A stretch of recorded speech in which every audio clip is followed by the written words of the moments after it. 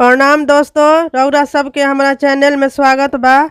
हम एगो राम जी के सोहर गीत सुनावे जातनी। आप लोग सुनी और कमेंट करके बताइब कि कैसन लागल। अच्छा लागल होखे तो हमारा चैनल के लाइक सब्सक्राइब कर देव जा और शेयर भी कर देव जा। तो सुनी जा राम जी के सोहर गीत। कहवा में जाना माले रामाता, कहवा में लक्ष्मण हो ललना, कहवा में जाना में का नैया ता बाजेला बधैया न हो। कहवा में जाना माले रामाता, कहवा में लक्ष्मण हो ललना, कहवा में जाना मल कन्हैया ता बाजेला बधैया न हो।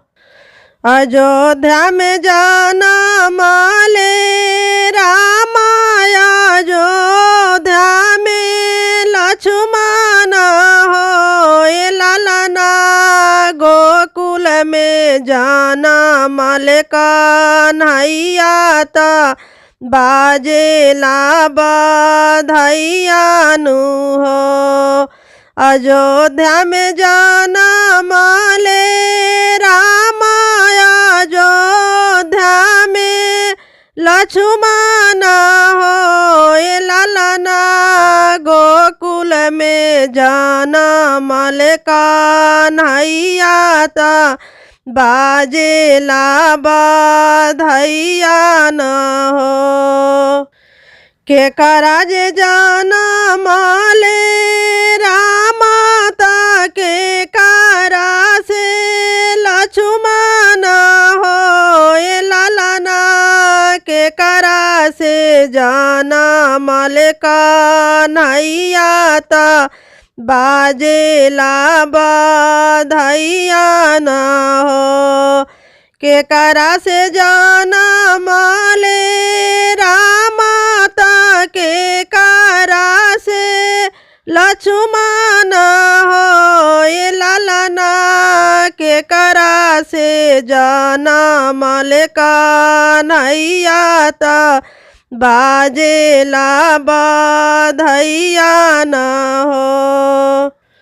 कौशल्या से जाना माले रामाता, सुमित्रा से लक्ष्मण हो ललना, देवकी से जाना मल कन्हैया ता बाजेला बधैया न हो।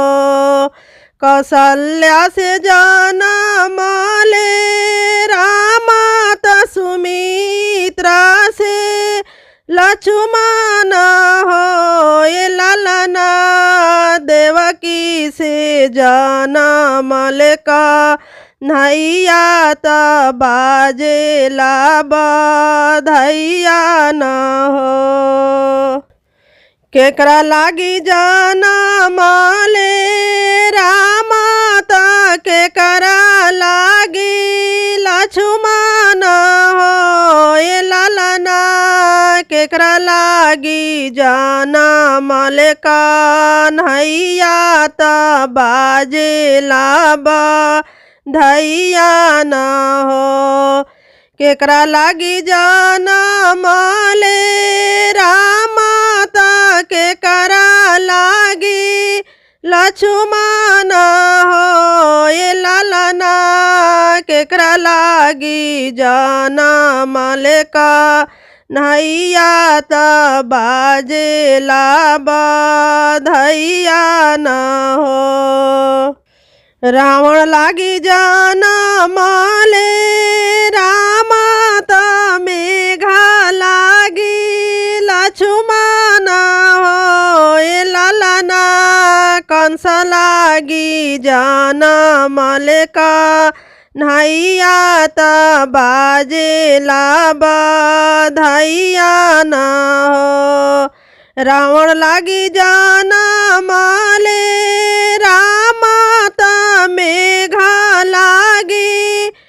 लक्ष्मण हो ए लालना कंस लागी जनम लेका नैया त बाजेला बधैया न हो ए लालना कंस लागी जनम लेका नैया त बाजेला बधैया नु हो।